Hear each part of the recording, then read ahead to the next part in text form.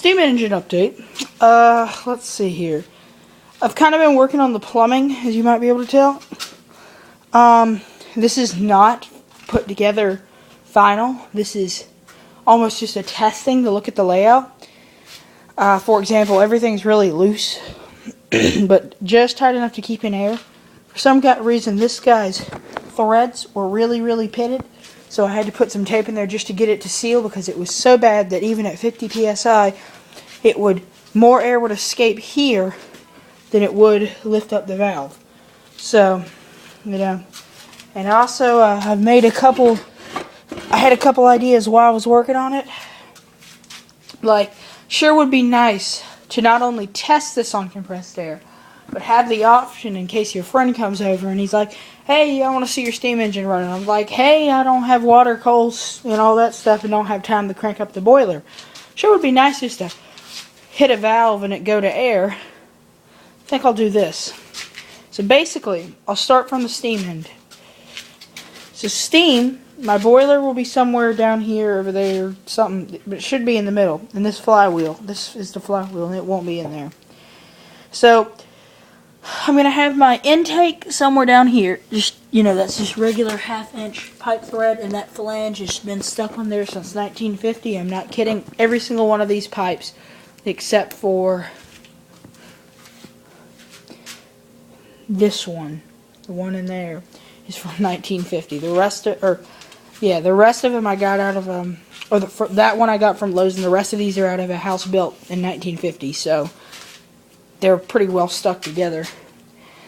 So basically, whatever the steam's going to come up there, and then for my steam, this is my throttle. Just a regular old garden hose from that same era. I'm not really sure what this thing on the side does. I've never seen one like this.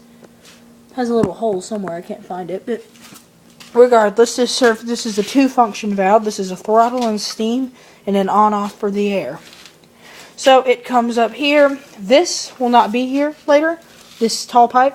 What I want to have here is just a very short pipe, probably no longer than this. Just have a 90, like that, coming out, and then have an adapter to go to this pressure gauge so I can read what kind of pressure I'm having. And this will work for both the air and the steam. So it would be there, and forget this big tall thing. It would just screw right off, but have a cap on it now because I don't have any short pipes. So this won't be here later because it is kind of big and in the way. It's like a beacon. So in the steam, in this case, comes in this way. I'll have to get to this in a second, but it comes in this way, goes here, goes in the exhaust port because there's standard pipe threads. Lifts the valve when the cam allows it to, pushes down the piston, and then it exhausts out of my cracked intake manifold, and go to the next cycle. Now if I want to run the thing off of air, I had this idea. Well, I can pressurize this whole system, but I can't pressurize the boiler. So what I thought is, well, I have a valve right here. It seals pretty good, so why not just tighten it down so that's sealed. So now my system, all the air comes from here, pressurizes this, but no air goes anywhere, stops here, and then flows into my valve. Now the only problem I have with this whole dual action system is when I'm running it on steam. I need another valve here in this, where this pipe is, because this length of this pipe right here doesn't matter. I just grabbed this one. I'm not actually sure if that flange is on there. Yeah, that flange is stuck to this pipe, because you can see they're in different states. Like, that one was on the ground and rusty. This one's a black pipe. These are the standard pipes. This is the black iron. I mean, there's all sorts of different states depending on where it was in the house. But basically, so I just need a valve here so that when I'm running it off of steam doesn't blow out that, because that isn't a check valve. That's just a hollow quick connect. See, hollow. This is a neat little adapter. I found it on a regulator I had laying around. I think it might have been a scuba tank regulator, but it was just laying there, and I was like, I think I'll use you.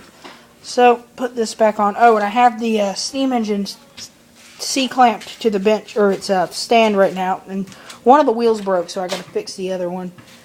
Then I'm about to get the bolt in to mount it. The cylinder head has been cleaned.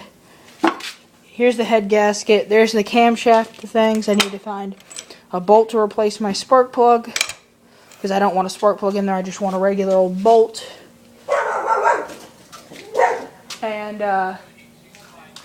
And let's see, the last thing I guess I should show you is that the air coming out the valve. So right now I filled up my tank. We're at 50 psi, or piscas as I call them. Got my quick connect. So this would be an example of running it off of air, so to speak. The steam is shut off right now. So as you can see, my valve easily DC.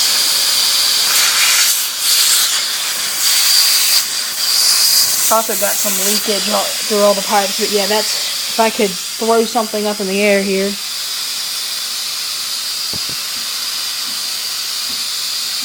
Yeah, so there's lots of air leaking out from under this valve seat. I need to shim it up. But then, here's an example of what would happen when I open this. So now the air is quit flowing out of that. It is now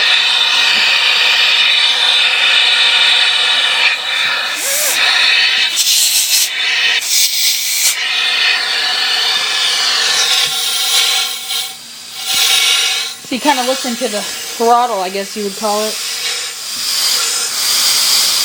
Wide open.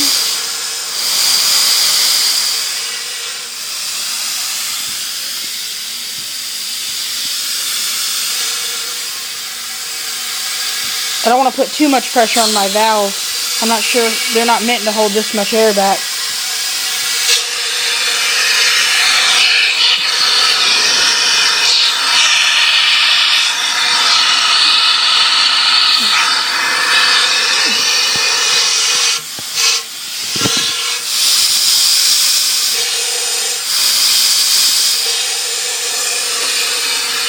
So really, I think it's starting to come along, and now I gotta finish my cam, which I've been putting off, and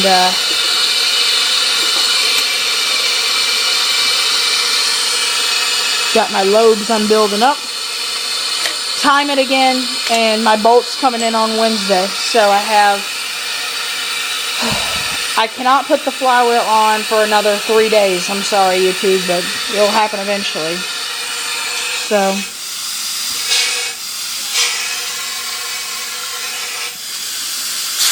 even at 25 psi, the thing still won't stay seated.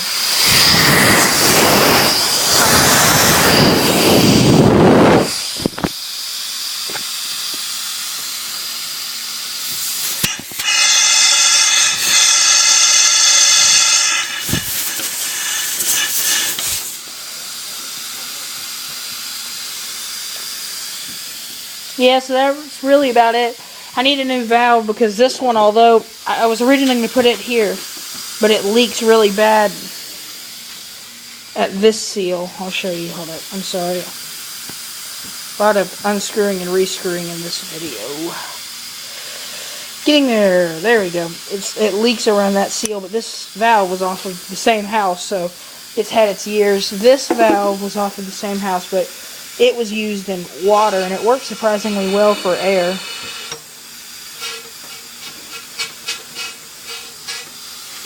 But yep, I just gotta finish it up. I want it done. But it sure would be nice, because not a lot of engines I see on the internet, a lot of them can run on steam or air, but it isn't a quick change. Mine would run off of both, because, I mean, if the boiler... That's my flywheel, by the way. With the boiler sitting down here, I could fire it up if I want to, and if I didn't, I don't. There's my big old flywheel weighing in at about 50 pounds is what we've decided. I don't have a hanging weight, so I can't weigh it, but there you go.